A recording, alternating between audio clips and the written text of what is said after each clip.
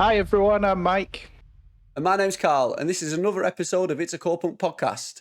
And today we're doing what was requested by one of the community, Mike. Yes, wow woof on our last video when we talked about how kind of raids and dungeons were going to work. He commented saying that he would be interested on what our thoughts would be about PvP arenas and how they could do good systems, etc. and stuff like that. So we thought, why not dig into that? Let's talk about the PvP. Yeah. Yeah, and it is, obviously, it's been 2 weeks since our last episode, I think, something like that. Yeah. Content is tight on Corepunk. It is. Most of the community knows. So if you do have ideas and you want a topic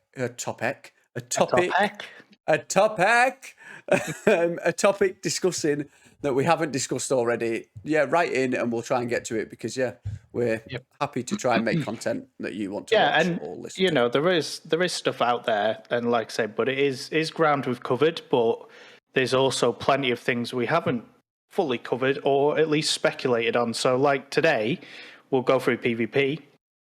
We know a lot. We know some stuff. We've not had footage though, so this video might be slightly different from the last one because obviously we're going off words rather than actual footage of what we can expect to see. So it'll be quite interesting. There's a bit to go through. You've got another little what are we calling these little segments of yours, Mike? These little demonstrations. I don't know. They're like They're like kind of. It's not a PowerPoint. It's not a PowerPoint. Well, it's like a presentation, isn't it? I guess an interactive TED Talk presentation. I don't know. Yeah. I talk, you interject when I stop making sense, and then I try and answer questions the best I can. Yeah, cool. Right, so I'll bring us over to your little screen, shall we? Should we go there? Yeah, we can go there. And I thought the best thing to kick off with the PvP aspect of it all is quickly run through what PvP even means. Which is, I'm coming in quite blind to this episode. Yeah. We've got like a bit of a, this is what we're going to talk about. But I said, Mike, I'm busy. Will you sort out this episode? I'll turn up. Yeah, so I'll take you on a journey. Yeah, you take me on the journey. So for those who don't know, PvP literally means player versus player.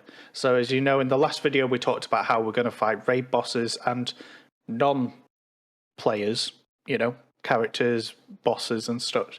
In this, it is basically you are fighting against another player of Corepunk or an MMO for whatever reason. And there's various settings for PvP.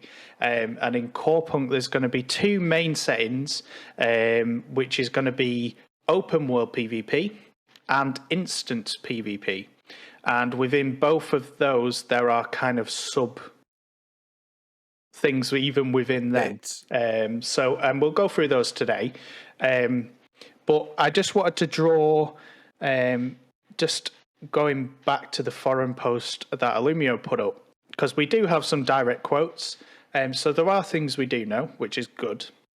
But the basic, I just wanted to put this in for perspective. So when we're talking about killing and fighting and battling, I think this piece of information is quite a good one to know for those who've maybe played MMOs before.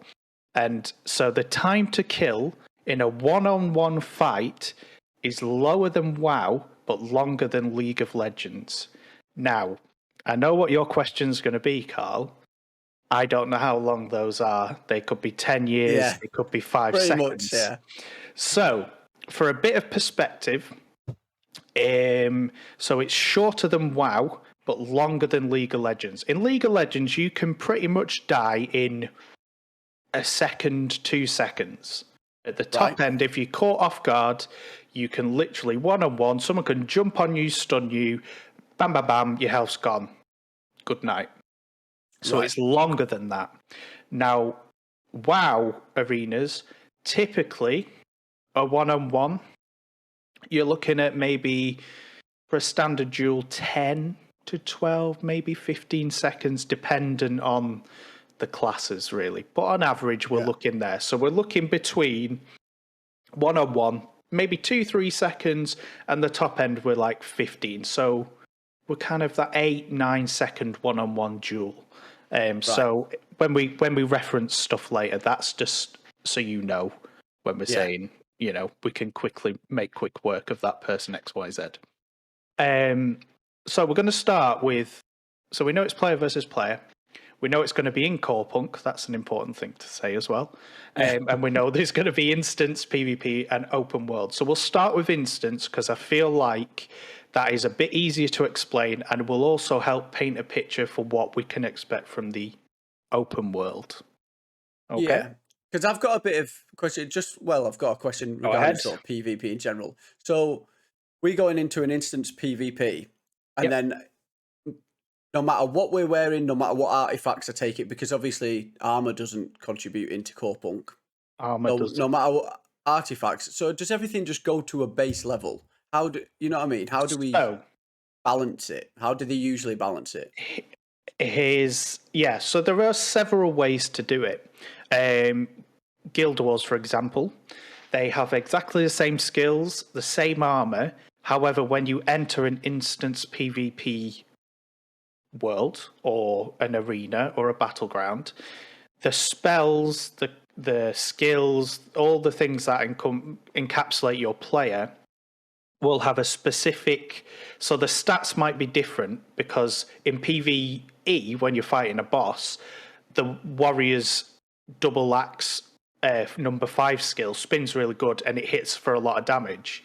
However, that it could be seen as overpowered in PvP. So what Guild Wars, how they tackle it is it's still the same skill, but it's just lessened. Or certain skills that aren't that powerful get buffed. So they toe that line with, they have 2 separate things. However, most PvP, and I'll explain why Corepunk's also a bit different in a second, is that yes, the armor and that won't matter, but things like artifacts and stuff will. Right. And to help explain that, a quote actually that's here is, in Corepunk, the result of a battle or a duel heavily depends on the player's skill. So it's skill-based in its primary form. If you're skillful, you're probably going to win. Right. But if we take only gear score into consideration, so that is your artifacts and your weapons and your stats, with equal skill, one much, and it does stress here, much better geared character. So they're equal skill, but one is much better geared, so they may have legendary stuff, better artifacts, whatever, will be able to kill several enemies of the same level. So in Corepunk, it will actually matter about your artifacts and your builds. Right. Maybe considerably more so where other games equalize and kind of give everyone a level playing field. Yeah. So that's an important thing to note. So I wonder how they'll keep that fun then, because what's going to stop someone who's just like maxed it out going into a arena and just destroying everyone? You are asking all the right questions, Carl. I am so happy. So there's a few things that they're going to do. So in instance, we'll come back to that because that'll have a little niche. But to answer your question in a base sense, because when you kill in PvP in Corepunk, you will earn honor, and that is a currency that is earned through PvP, which will allow you to buy better gear, more interesting things for your character builds, etc. So the way they are going to help curb that, like you were saying, there will be a guy who's really both, fortunately, high skilled and much better geared. So they're going to go around and demolish. But it doesn't mean they're infallible. And also the reason how I say that is because they have directly quoted saying that, so the question was, will repeatedly killing the same player trigger an honor point diminishing returns? So diminishing means the more you do it, the less you actually get back. And they have confirmed that, yes, they are going to put in to exploit, to prevent exploiting, essentially. So people who have geared up, played the game for several months, pop over to a lower level area, just keep killing the same guy. It might be fun for them, but in terms of what they gain in terms of the game, not going to benefit too much. Yeah. Right. So in open world, and also the other thing is, and they do say, let me pull up this very quick quote as well, because they mention about, where is it? Two quick seconds. Jules plans. I'm trying to find it now. It was basically saying that there will be no mechanic for if you got ganked by a group of 3 people. Some PvP games will give the person who's by themselves a buff to help fight off the 3 people, essentially. Yeah. Artificial Core have said, we're not doing that. If you're out by yourself and you're one-on-one, you may be great. There's nothing to stop. And obviously with the social professions of bounty hunting and becoming a criminal and stuff, there's nothing to stop 10 people just jumping on you. So whilst it sounds like good if there's a high-skilled, high-geared person, at the end of the day, 2v1, you're probably going to lose unless you are primo. On it. So we'll jump into instance PvP. I'll do some quick little sketches for us as to what to expect from instance PvP. So, here is our arena. It's a shiny, magical rainbow arena. So there's going to be, when I was talking before about how they've split instance even into subtext, there is going to be arenas and there is going to be battlegrounds. And the difference between the two is arenas are going to be 1v1, 2v2, and 3v3. A gladiator ring, essentially. And that is very, I was going to say very right. Correct. Very right. Very right. So arenas are only going to be deathmatch only. There's going to be no variation. It's basically kill or be killed. So if we take an arena, because it's quite easy to explain. So we're on 3v3. We've got team... Oh, that's a funny circle. Team A and Team B. 3v3. This is the arena.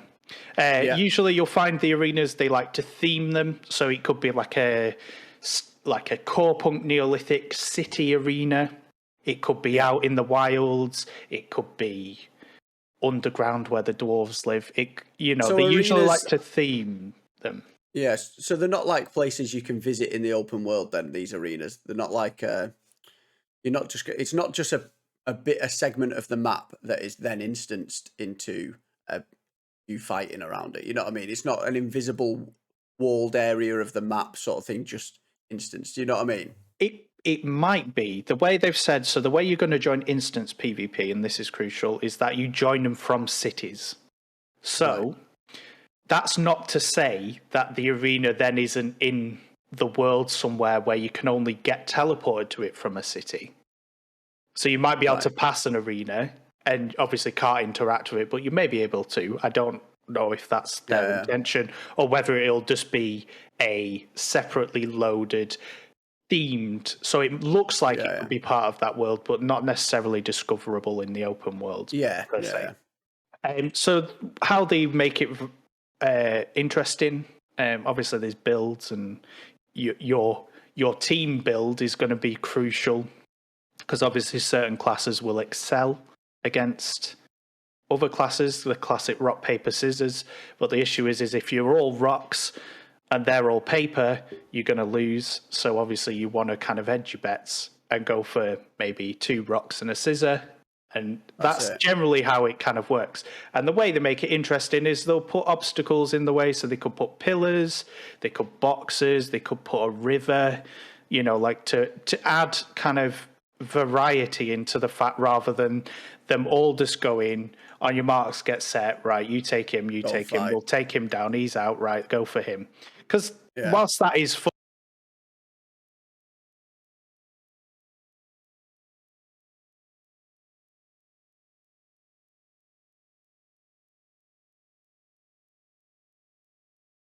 an Exilio, there'll be dynamic things. So the map could change. There's nothing to say the arena doesn't start with a pillar here, and 30 seconds into it, it gets struck by lightning and it blocks off this path. So it could create the battle being here rather than here. It could crush someone. There could be dynamic changes within the game. Yeah. That, because it'll all happen quite quickly. I wonder what it'll be like battling with this isometric view, the bird's eye view, because you're going to always be able to see quite a lot of the arena, you know what I mean, and the battlefield, and see where people are. Where if it was sort of third person, you could be looking in one direction and someone's coming up behind you. Yeah. You know what I mean? You could be caught off guard a bit more in that sort of perspective. So yeah. It would be interesting to see what the fog of war element of it would be. And obviously, we don't know how big the arenas are going to be, because obviously here it looks like they're quite close. But actually, in reality,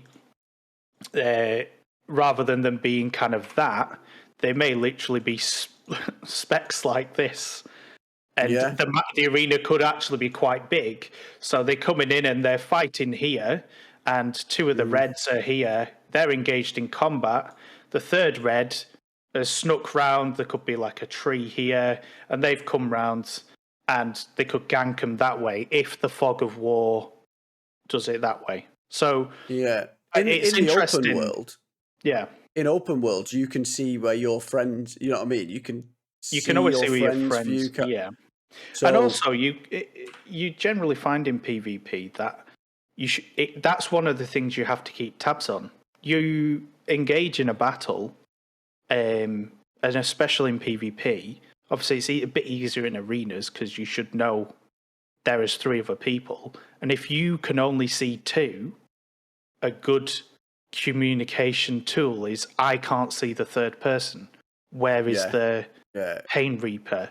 And then at least your teammates, if you are using vocals or ping systems, you can... and they can see them for whatever reason. So, for example, you might be at this side of the fight, but your mate's here, and his fog of war might just catch that third person here. So you're here going, where's the Pain Reaper? I can't see him. He's got a better line of sight, and he's like, oh, he's to the south. So that's what will turn an average team into a better team generally within PvP. So they have confirmed in instance. So that's arenas. So it's quite simple. 1v1, I imagine, is going to be quite that kind of gladiatorial combat of, I don't know if they're going to do best of 3 rounds maybe, because obviously they've talked about the combat being between WoW and League of Legends. If we're looking at that 10 to 12 second mark, you don't want to have to queue 10, 12 seconds of fighting and then you instantly back out to go and queue again. So maybe they'll do a best of 3, like that kind of thing to at least elongate a match, and also allows you to pull back those really cool redemptions where you might be 2-0 down. And then you're like, Carl, Mike, let's go. Pull our shit together. And then you come back from 0-2 down to win 3-2. And those kind of storylines are always amazing. So, you think back to... We love the underdog, don't we? Love the underdog. Always score for the underdog. So that's arenas. Any questions? So that's your instance PvP there we've just covered, isn't it? One part of it. Because we've got the Battlegrounds after that. So Battlegrounds is different. So it's not going to just be a bigger mode of that. That's how I was picturing now. So you're nearly there. So it is going to be 12v12. So initially that just sounds like a bigger version of the arenas. However, unlike arenas, which are going to be deathmatch only, 12v12 Battlegrounds will have different battleground mechanics. And they've confirmed that they're going to be capture the flag, control points, deathmatch, and they're also thinking about a MOBA, so League of Legends style, 3-lane battle. So if you play League of Legends, they've got the top, middle, and bottom lane. You start this end, they start that end, and it's kind of a power struggle, pushing the different lanes and trying to get to the enemy's base, essentially. So They haven't ruled that out. They've said they're thinking about it. Whether they have decided to bring it to fruition, wait and see. So capture the flag. I mean, it's pretty self-explanatory, but we'll just quickly draw. Each team has a flag. That's your base. There's a red team. I've lost count 4, 8, 9, 10, 11, 12. And a blue team 1, 2, 3, 4, 5, 6, 7, 8, 9, 10, 11, 12. Big map, usually. We capture the flag, and it's a case of red team trying to get the blue flag and blue team trying to get the red flag. Now, it's not as simple as picking up the flag. You've got to get it back home. So obviously with a bigger group of 12, so that could, if you were going for really kind of structured, you could split off into teams of 4 or smaller groups of 3 to maybe cover certain parts of the map. So you might take, you could take these 4 and let's say we've got them. Why is it not moving him? You can move them. I'm sure you can. There you go. So they might cover just this part of the map. There may be a specific, there might be a tree or a shortcut, so they know that maybe the red team are going to come. So if these guys are just patrolling there, that that could be solely their job. They're not going to capture the flag, but they are also going to prevent the red team from maybe using a shortcut, or at least they can be an early warning signal to say they're coming on the left across the ravine. I don't know, that bit kind of a strategy, isn't it? Bit of a strategy. So there's more, obviously, arguably more strategy in Battlegrounds, but obviously Arena, because there's less of you, each person's maybe arguably more crucial, you could say. So let's capture the flag. Nice and easy. You catch the flag. It's usually first to 3 or 2 captures, best of 3. And then you've got control points, which you may know as domination. So usually there's 3. That's nothing to say there couldn't be 5 capture points in the map. Usually one team will start in this corner, and then the blue team might start in this corner. And it's basically, it takes maybe 5-10 seconds to capture each point. The longer you hold a point, the more. If you played any shooter, any multiplayer, you've played these modes, haven't you? It's what we first to 200 points or whatever. I like it. This is one of my favorite modes personally. I enjoy kind of because there's certain metas that can come out of it, of trying to capture in a rotation. So that if you're at A, you at the start, you're probably all going to go for B. So a clever thing could be, well, they're all going to move off C, so we'll go round and we'll rotate this way. And then I don't think we should be sharing these tactics. I think we should be keeping this quiet. You can keep that for free, guys. Well done. Yeah. You're welcome. More knowledge like that in our guild when we make one. And then, like I say, deathmatch is exactly the same as Arena on a bigger map, more people essentially. So we talked about how they're going to join from the cities. So obviously you'll get into a city. I should also point out at this stage, which will bring us lovely into the open world, is that all starter zones and cities are classed as safe zones, i.e. you can't be fought against. So when you're in a city, you won't be going to the merchant and just trying to sell your hard-earned wares, and then some guy comes and ganks you on the head. Ain't happening. What happened? So that's good. And then they have also mentioned there'll be ranked versions and unranked. And very briefly, it's pretty self-explanatory. Unranked is just casual. You'll just be match made with whoever's matchmaking. And then obviously ranked is where you will ascertain, based on your skills, your wins, your losses, your contribution to the teams, will give you rankings, and they could be A to D grade. They could be bronze to silver to gold to platinum. Various games use various things, but basically ranked is better you do, higher rank. Usually ends up with a season reward at the end. So if you finish in diamond or you're the top 500, you might get a nice little badge. You might get a nice little cosmetic item. to reward you for going, these guys are sick. Well done. Well done. Well done.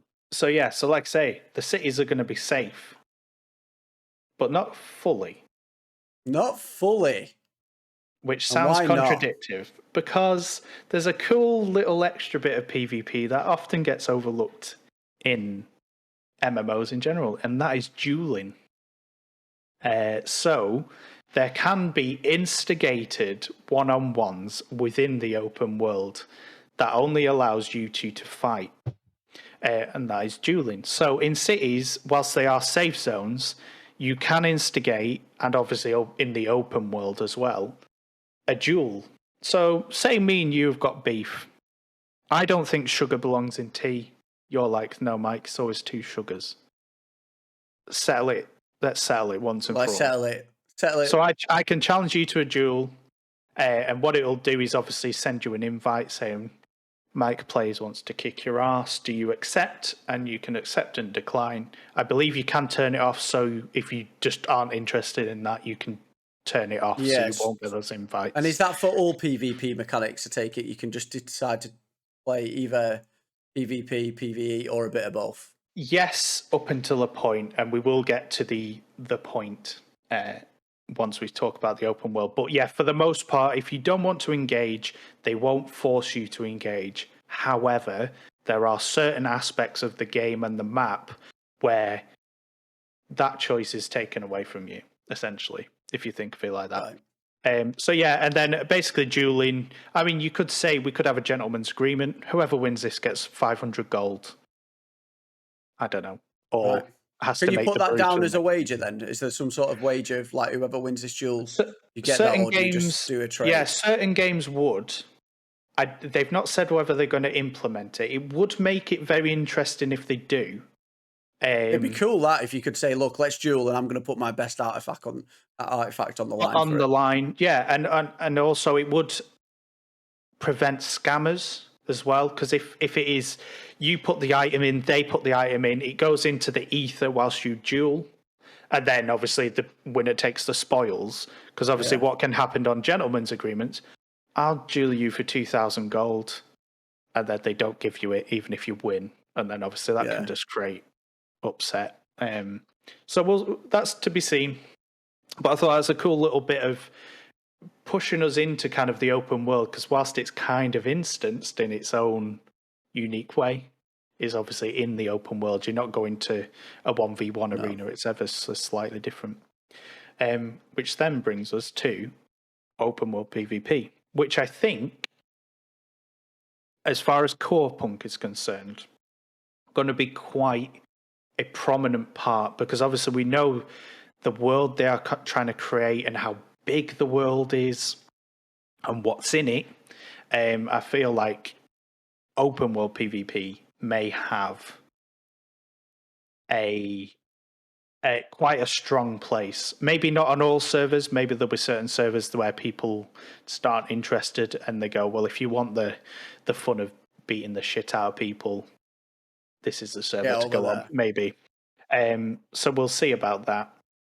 What do you expect, or what do you think open world PvP has? What's the benefit of it? Why do you think it would be built into a game? Well, now that we know that the cities are going to be sort of safe zones and just like safe havens, the idea of maybe the whole sort of expeditions out into the wild where you can be killed and then getting all your stuff and returning back to the city, it gives you that sort of Red Dead Redemption vibe of where you just sort of like, right, I'm going to go out hunting and I could lose it, could get into a fight, I could do this, blah, blah. I don't know, it gives you that bit risk and reward, isn't it? It's just a bit more like, yeah. And that the fact that there is that fog of war, it's not going to be like you're bumping into someone all the time, because you could easily miss someone, even though if you are near each other, you know what I mean? Within the area. Yeah, within the area. So, yeah, I don't know. But I don't know if I walked out of a city and every time I walked out of a city got instantly killed, and I'd be very annoyed. But if it was just sort of like, I'm out there and oh my God, some people, it's like you have that moment of like you meet another player and you're just like, are we going to do this? And it's like, cool? oh no, Yeah. I'm just jumping up and down. Let's be friends, whatever. Cool. Yeah. Or then it is, you get into a fight. Could be ace. Yeah. But, there'll be some cool narratives to come from this. So yeah, I don't know. So you pretty much nailed it. Obviously, it's within the world. So obviously, we've talked about how we'll go to instance dungeons and there'll be open world farming and stuff. So it still takes place in that realm. It's not a separate kind of entity. Like I say, there will be mechanics in majority of areas where if you don't want to instigate PvP because you are trying to farm materials, you might be doing the farm that they showed in the PvE video. Yeah. Because obviously, last thing you want to be doing is mining copper, killing a few mobs, and then like you say, you've just left town, you've got a fresh set of gear on, and some dickhead comes and just constantly annoys you. Yeah. That could ruin the experience for a lot of people. So the way, obviously, the opposite of that is that you could actually flag yourself for PvP. So you're kind of saying, yes, I do want to fight. So you can also toggle it on so you can be like, yeah, let's fucking go. Yeah. I might be mining, but if you come at me, let's go. Let's throw down, So that's good that you're not forced into it. And like I say, there is a bit that we'll get onto in a second about where that choice is maybe taken away from you. So I've drawn a little idea of maybe a portion of the map that we could potentially see and just talk about how maybe how it may pan out for you as a player. So you've come from town. This is the Quadari settlement of Mike's town. Right. So you've come out and these green spots here. That's a mob that drops a lucrative weapon, a new shield for my legionary. So I'm leaving Mike's town and I'm going, and I'm flagged for PvP because I'm ready. I'm a legionary. I'll fight anyone. I'm Quadari. Right. What was it? Obey or die. Obey or die. Obey or die. So I'm here. I'm happily farming away. The fog of war obviously prevents me from seeing round this bit that we've got here. So maybe my fog of war goes up to there. I'm flagged for PvP, and these three gentlemen up here are also flagged for PvP. Of course, I'm busy going, kill this mob. Lovely. Drop this lovely shield that I want from their chest. And then all of a sudden, those three appear there. And we're fighting. Now. I've found... So like I said before, there is no plans for mechanics or bonuses for solo players against fighting groups. Just you against three of them. It's just me against three. Now, obviously, we're not dueling, so the instigation, like you said, is it can go one or two ways. They can go, is it worth killing him? Are we here to kill him, or are we just here to take the mob patch? Because the thing is what can be quite interesting narratively is that mob is for everyone to kill. I want the shield, but John in this team's also wants that shield. So the fight that you may actually entail is that they just want that bit of patch for the next 3 hours. They want to farm that bit of that land. What's interesting is if you're both flagged for PvP is there's no round one fight. It's literally I could be half health. They could even be hidden. One might sneak round here, hide here just out of my fog of war comes here. Yeah. They could wait, watch me get hit. Because we saw in the other video, the mobs do hurt. We're not the superheroes, and so I might get down to half health. He's there going, it's nearly at half health. 3, 2, ping the exclamation mark. They all jump on me. I don't even know what's happened. I'm dead. Next thing you know, back in town. So I'm back in Mike's town. Now, at that point, that could be a really interesting thing. I could also be and I'm not, but I could be highly skilled and well geared. And these guys might be poorly skilled and poorly geared. And if we go back to the comment we talked about before, how they said someone with equal skill but much better gear will be able to kill several enemies. Oh, here we go. It doesn't mean that just because it's 3-on-1, it's a foregone conclusion. No. So, and I think that in the world aspect will boost the people who maybe want to play solo, because they know that not every fight is going to result in, oh fuck, the guys are here. I'm dead. What's the point? Yeah. And discourage them from turning on PvP, because the one thing they'll want is they want these cool narratives. Like you were saying, there'll be nothing greater than us going on an adventure, few of the guildies, we're going out, maybe we're going to find a world boss, maybe we're going to find XYZ. We've gone out, we get interrupted by a few people, we win, we lose a few people on the way, we're all better for the experience.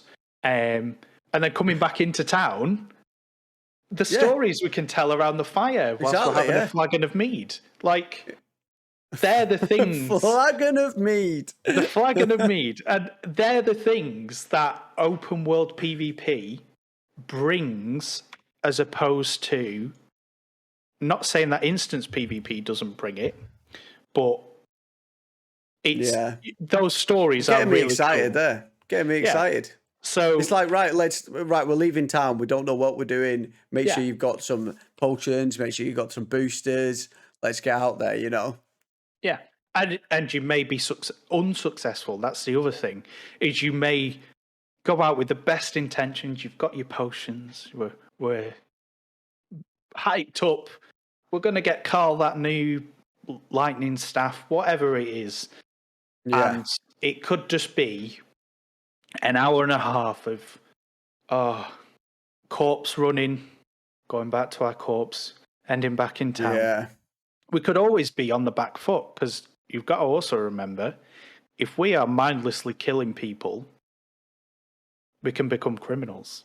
And then the hunters become the hunted. And then our story narrative suddenly changed from stalwart heroes killing noobs to men on the run, because the much powerful men from up north coming to get you. Up north. The Northies. Northies. So that could be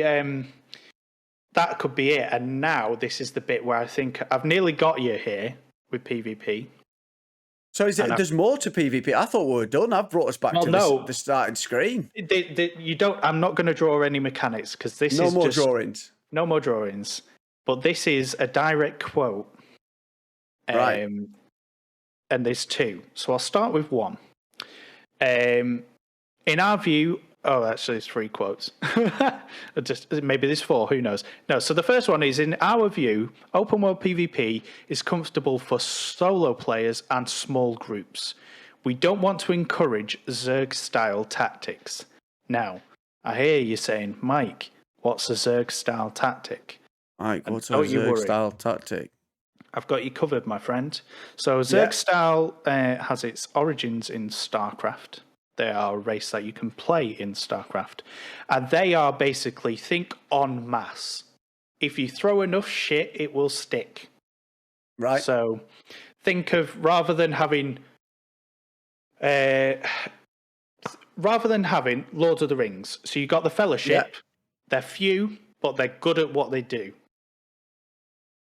You've got the Orcs. You've got all those guys en masse. So you throw enough shit, eventually they're going to get worn down. So that's what a Zerg style kind of thing is. So rather than, them encouraging 50v50 crazy, or 50 rather versus 10, so it's completely outweighed, they're encouraging a comfortable small group single player kind of PvP. So we're not going to be seeing big mobs of 100 Quadari just slowly as a rolling ball of death going across the map, because that's not fun for anyone. No. So that's an important thing to take away from that. That artificial core and Corepunk's philosophy is that it's going to be It may be 3v3, but it also might be 5-3-2, and it's still going to work. It's not just going to be you've lost. So I thought that was a very interesting point to take. The other two, and we have, this is where I feel like I'm starting to get you. This is where your claws are going to get in. So for killing other players, you receive honor points, which is what we've talked about. It's going to be a currency in itself that you earn through PvP to buy things. You will be able to spend on better equipment and karma points. The latter part of the karma system that doesn't allow you to kill weaker players without impunity. So, break it down very quickly. We talked about if they're a lower level player, you don't get as much for them. There's diminishing returns for just constantly ganging up on people. And the karma system, as we know, is linked directly to becoming a criminal and the bounty hunters then coming after you. Yeah. So, whilst you earn honor and karma points, obviously, if you're fighting like for like, the saying, pick on someone your own size, you're going to obviously, if you win, get benefits and yields much better to get better equipment faster. Yeah. However, they've also said that nothing will be locked behind a rank. So even if you are utterly terrible at PvP, but you give it your best shot, you might just be unlucky. You will still earn stuff, maybe not at the rate as the people further up, but you will still be able to get the same gear. You're not going to have to get platinum rank. You're not going to have to be the best 100 to get the same gear as the people who maybe are the top 100. Yeah. So that's good. As we've talked about, nothing is hidden behind a crazy wall. If you put the effort in, maybe time over effort in some cases, but you will be able to get everything. Yeah. Beautiful. Chef's kiss. Chef's kiss. And then the final bit where I think I'm going to be able to put the nail in the coffin sinker is that when dying, there is a miserably small chance of losing loot from your inventory. But if the karma system identifies you as a player killer, i.e. a criminal, then upon death, you will lose, guaranteed, not a small chance, you will lose an artifact from your slot. That's good, that. That's a penalty, that. That's a penalty. But it also means that the flip side of it is that if you are the person killing and you are unfortunate enough to die and take that small chance, so we don't know percentages, but there's a small chance you could just lose some loot from the inventory that you could then pick up if you were the person, giving them a stab. So I thought that was quite interesting. That so if you win the battle against Goliath, then you know what I mean. There's everything, because what it does say is that if you are a criminal, so say you get preyed upon, the bounty hunters haven't got here yet, they're having a brew, and you turn around and you do fell the foul beast. You say, not today. Not today, my friend. He is guaranteed to lose an artifact. And that's yours. And then you run back to town, you tell everyone, and you have a flagon of mead. Yep. And then you shout at the bounty hunters for not getting there quicker. So I thought that was really cool. I thought that was a really nice little thing that there is that in the world. And also, and I finally come full circle. I'm sorry for talking as much as I have. I like it.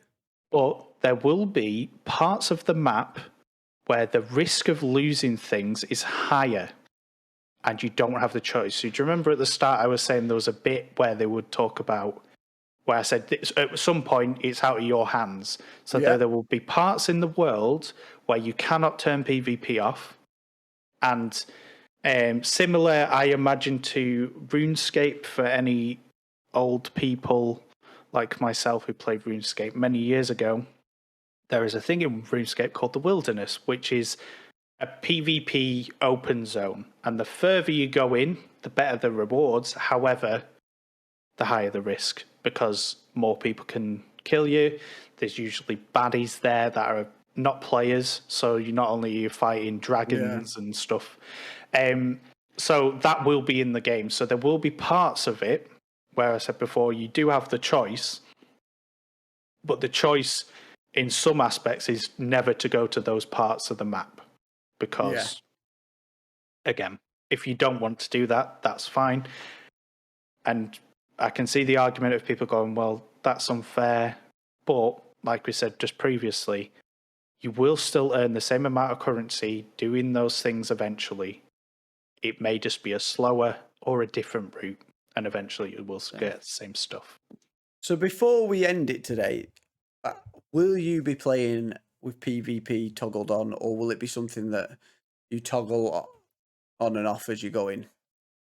For me personally, I think it will be dependent on what I'm doing. I will flitter between them because I do like the thrill of trying to do something with, because sometimes you just want to play in hard mode. Sometimes you don't. And so there'll be some times where I'll be like, I just want to farm, leave me alone. Yeah. There'll be other times where I'll go, I want to go fishing in this river that's in a very dangerous place. Just because I might see no one, I also might see someone. And it'll be funny. It could create a funny story. You know, I was trying to catch this salmon, and this stupid pyromancer came creeping up, and I just turned around, stabbed him in the face. Called my ghost wolf from a shaman. You know, those kind of things. So I think I will toggle it, and I think that's probably going to be the most comfortable way to play it. But also, I like PvE, and I know there's people out there who will live purely for the PvP aspect. Yeah, well, that's what I thought I'd be doing. But after doing this episode, I do quite like the idea of a bit of PvP every now and then, just to mix it up. Yeah, and I think you know, there's sometimes great. There's nothing better than going, hey man, do you want just 2v2, do some arenas? You know, hey, I've only got an hour to play tonight. You could probably smash out 3, 4, 5 arenas. Could be ranked, could be not. It could be, hey, let's go out with the sole intention of becoming criminals because our karma's pretty high. We can probably afford to lose a bit of it for whatever reason. And sometimes it's good. It's just good to beat the living crap out of people on video games and kind of feed your ego to go, I'm the best. And if you don't feel that, you're lying. Unlucky. No, but so that's PvP in a nutshell. We hopefully will see. So we know we're going to see structured in arenas, battlegrounds, which are going to be 12v12, world v world, which will have dueling in kind of like a controlled environment, semi-controlled environment around towns, and then I imagine in the outer lawless lands there will be no choice but to interact, face your enemies. And like you say, there's nothing to say that you can't turn around, jump up and down and say, hey, let's be cool, and then the guy helps you kill that boss in that wasteland, and you turn around and kill him afterwards and get the loot. Don't do that, Michael. Don't do that. I'm not saying you should, but you could. That's it. Well, cheers for today's episode, Mike. I appreciated it. You've all right. But thank you to the world. Wow Woof. Again, shout out to you, my friend. Thank you for suggesting it. And again, like Carl said at the top of the episode, if you have anything you want us to talk about or speculate or whatever, let us know in the comments. Yeah, because this has proven to me that there is stuff out there that we can talk about in a bit more detail and learn things from. It's exciting. Yeah. And now Carl's ready. He's bloodthirsty. I'm bloodthirsty. I'm ready for a fight. He's going to kill you. Yeah. Yeah, you be careful. Right. Watch your back. Cheers, everyone. We'll see you next time. See you later. Bye-bye.